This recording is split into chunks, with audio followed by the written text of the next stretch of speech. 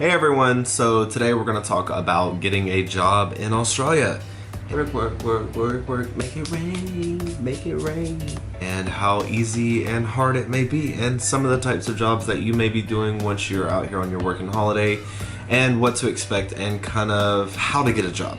So let's get straight to it. Alright, so there's many different types of jobs that you can do out here in Australia. They range from huge varieties. So just to name a few, you can do laboring and traffic controller, working in bars, hospitality, janitorial work, admin work, to do kitchen work, restaurant work. There's so many different types of jobs that are offered to backpackers and to anyone who is willing to work them. I've seen jobs for handyman work, car wash attendant, anything that you can really think of. The thing is with backpackers, you do have to take some odd jobs. Unfortunately, there are some weird and crazy ones out there, so be careful with that. But do be prepared to work, and don't be too picky about the type of work that you decide to do. If you have any qualifications, then make sure you bring them with you. And if you're looking for those types of jobs, make sure you have those handy. You can also work for travel agencies. A lot of travel agencies are looking for people who have actually traveled and want to sell travel to other travelers. So if you have a little bit of travel underneath your belt, then that's also an option that you can consider as well, is to work for a travel agency. Basically selling travel to your travel mates. You can also do fast food, baristas, sandwich artists, which that's a cool one. It's not sandwich maker, it's a sandwich artist. Okay, so these are just some of the varieties of the different jobs. I've also seen many ads for like zookeepers and helps like that. Like, you know, to be an actual help working for a zoo, which I think is pretty cool, would be a very cool experience. Work for the aquariums and stuff like that. Depending on where you are, if you're gonna be in a big city, then you do need to understand that competition may be a little bit hard, because there are also a lot of other backpackers in big cities. Don't just rock up somewhere and think, okay, you know what, you're gonna hire me. You don't, it doesn't work like that sometimes.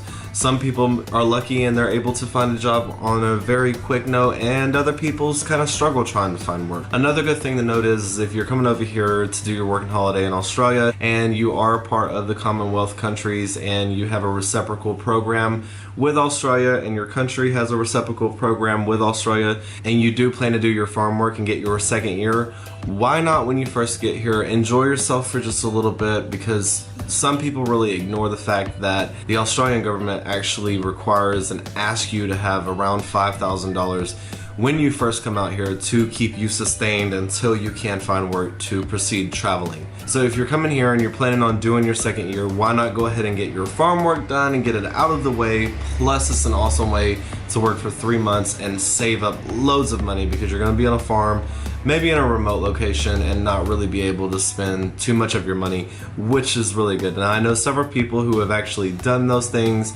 and they come out on the other end and they come out pretty nice and pretty good. So that's something that you also can consider. I haven't done farm work. Unfortunately, I don't get a second year at this moment in time, but that doesn't mean that future Americans coming to Australia can't get a second year, as they are changing those things. So keep an eye on those and see if you can get your second year and you are from America, because I really wish I could have one. Please, I don't want to leave. Also, another good resource for looking for a job is on Gumtree. Gumtree is like the equivalent to Craigslist back in the States. So I personally posted ads on Gumtree and I got some pretty crazy responses. So be prepared. You know, sometimes people are very weird and it's all good, but be prepared to maybe receive a couple of one-off situations, a couple of weird emails, because it does happen. But if you do post your ad on Gumtree, then post a little bit about yourself, who you are, what you can do, some of your qualifications, and also what kind of job you're looking for, because we are backpackers and we do travel and we will take work just about any time that it's available. So do not be scared to actually get your hands dirty and actually do some work, because you may get to a point to where you're like, oh my god, I really have to get a job, my funds are getting low. But don't panic because everything will work itself out. Also, another thing is get up, show up, dress up, and talk up yourself. This works really good when you go and communicate with a manager and you're looking for a job and you have your resume. And that's another thing as well, is have different resumes. They call them CVs over here. It's kind of weird. I still don't understand the whole entire process of why it's called a CV. We call it a resume. So I have different resumes for different jobs, and there's no reason why you can't do the same thing. Have a resume that has your hospitality work and a resume that may have your laboring work or an admin or any just like a general one that you're looking for, and have those handy, and that way you can get your job. Not telling you to lie. Do not lie. No one lies on their resume. Like, no one lies on their resume. Lying is not something that people do to get jobs. Have your resumes put together in a rough draft before you start searching for your job, so that way that when you have your resumes, you can go out and execute and dress up and talk up yourself to the people who may be your potential employer. Another thing to keep in mind is be prepared to travel for the work. So just because you may be, say, in Sydney, you can also look on Gumtree and different other websites that offer jobs in different locations. Don't tie yourself to one place because there may be no work there and a lot of work somewhere else. So be flexible with what you want to do and able to actually move around into another location and keep that reserve that you have a little nest egg of your little money, and so you can start replenishing those things. Do not ever pay for a job. This is a scam. Seriously. I know a lot of people who have went with companies and you pay them and they get your tax file ID number, and then you sign up with them and you pay a fee and they find you a job. I'm sorry, but this is the 20th century and you don't pay someone to give you a job. It just doesn't work. It's a scam. Stay away from it. There are several staffing agencies in just about any city that you will be in. If you're in a big city, then reach out to those staffing agencies. Sit down when you're doing your online search on Indeed or Seek or whatever it is that your website that you're looking for. But also open up a Google tab and just type in staffing agencies in whatever city that you're in. And it'll pull a list up of all of the staffing agencies, and then you can go onto their websites as well and look to see some of the job openings that they did. This is how I found most of all of my full-time work that I've done here in Australia, and it's a great way to find a really good job with full-time hours so you can pocket money. Make it rain. That's what you're trying to do. So you come over here, get your job, and you want to make it rain so you can go traveling. That's how you do it. You just run out a little bit of money here and then you go right back up.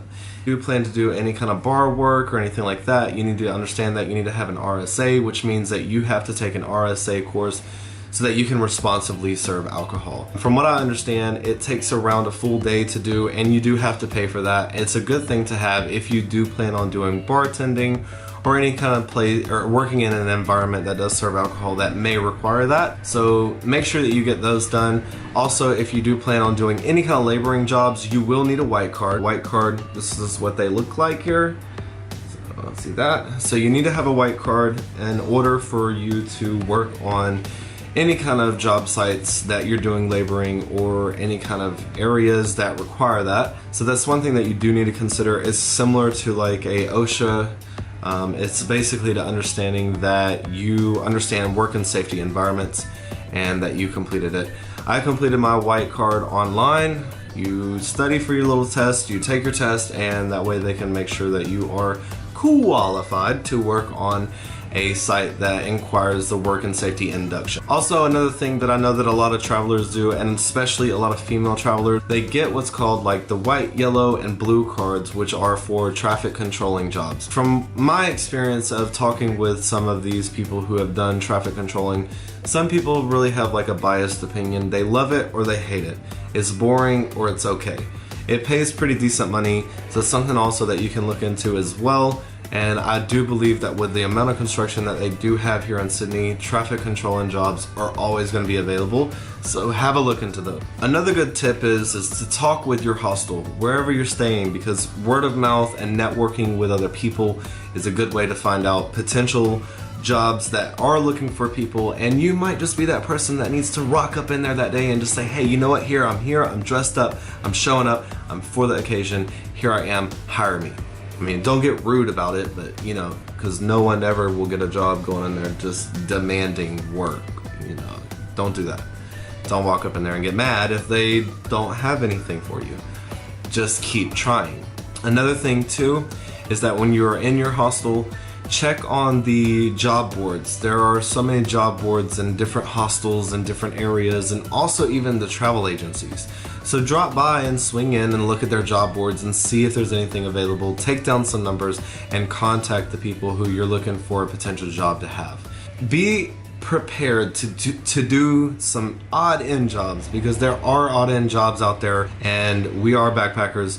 Don't be too picky with what you want to do for work. So be prepared to take odd and end jobs, and be prepared if you do post adverts on Gumtree to maybe get a few odd responses, and just roll with it. Just keep swimming.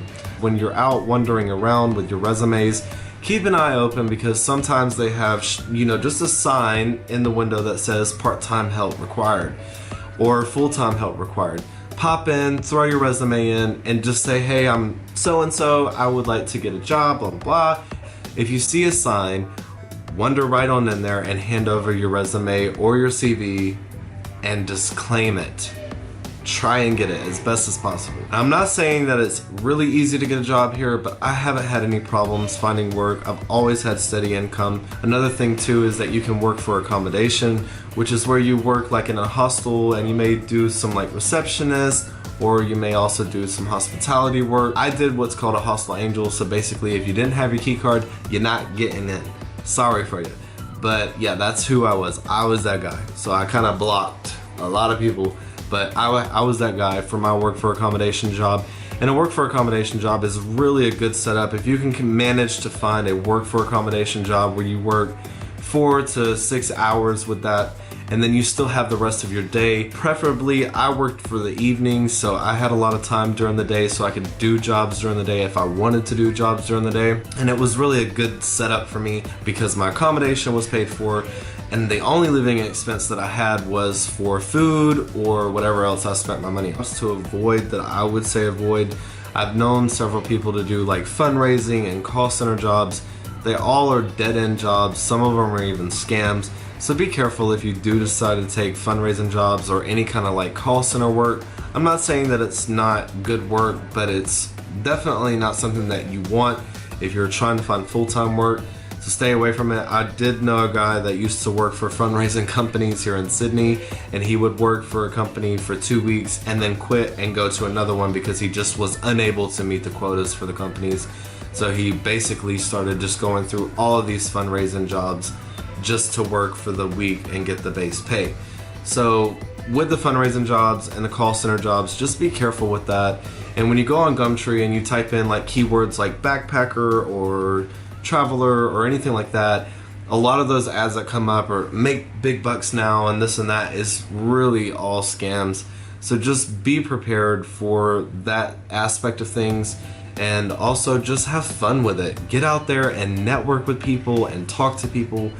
And what do you want to do? You know, if you really enjoy going to a cafe and you want to become a barista, they have barista schools that you can do in Sydney or any other place that it doesn't necessarily have to be Sydney. But what do you want to do as your traveling jobs and the things that you'll experience and be open to? You know, like I've done like selling sausages and carpet cleaning and odd and end jobs like that, cleaning out garages, just posting a general advert with a picture of myself on Gumtree, and I landed a few jobs to keep me afloat and have a couple of nights accommodation with that, and also just some spending money. It's really a good way to find a job. So another thing to look for is if there's any big events coming, like any kind of sports events, music events, and stuff like that, definitely keep your eye open on Gumtree or network with people and find out, because they do hire people to host these events.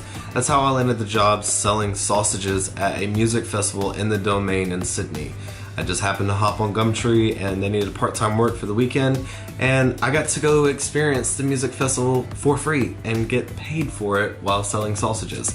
So it was really a good way for me to make a little extra money at that time.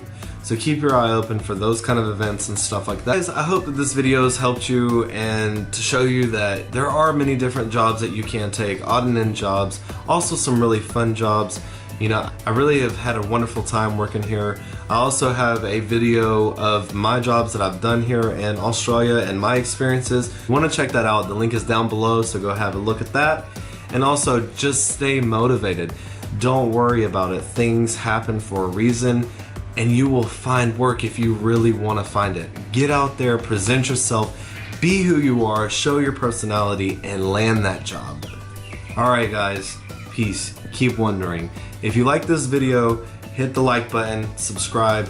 If you want to wander around with me, I'm on Facebook, Instagram, Snapchat, and Twitter. So wander with me. Come on. I want to show you my life and the world that I'm living. Right. Peace, guys.